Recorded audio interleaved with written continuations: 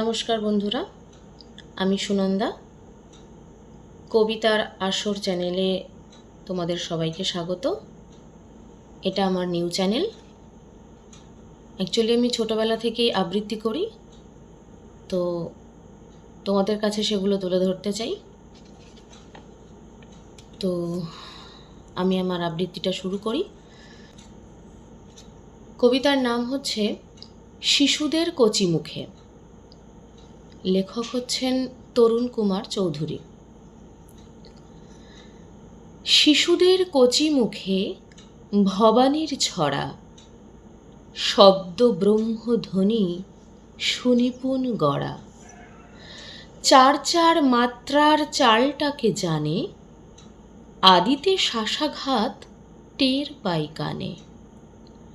পথে থামা রথটাকে দড়ি ধরে টান, খুঁজে পাবি ধুলো পথে জীবনের গান।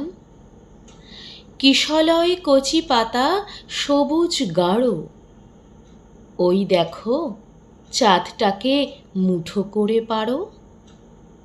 মজাদার ছড়াকার ভবানীর ছড়া, সিলেবাসে নেই তবু ভালোবেসে পড়া।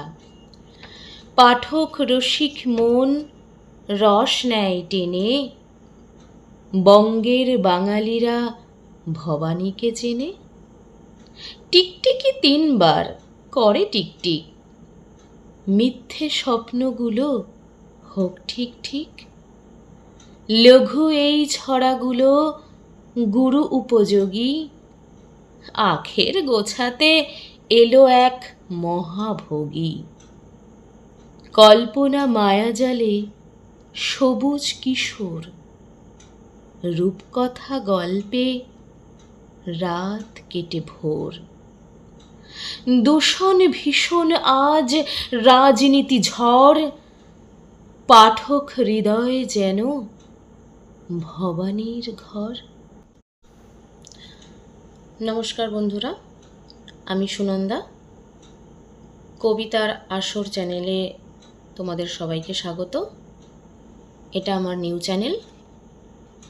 অ্যাকচুয়ালি আমি ছোটোবেলা থেকেই আবৃত্তি করি, তো তোমাদের কাছে সেগুলো তুলে ধরতে চাই।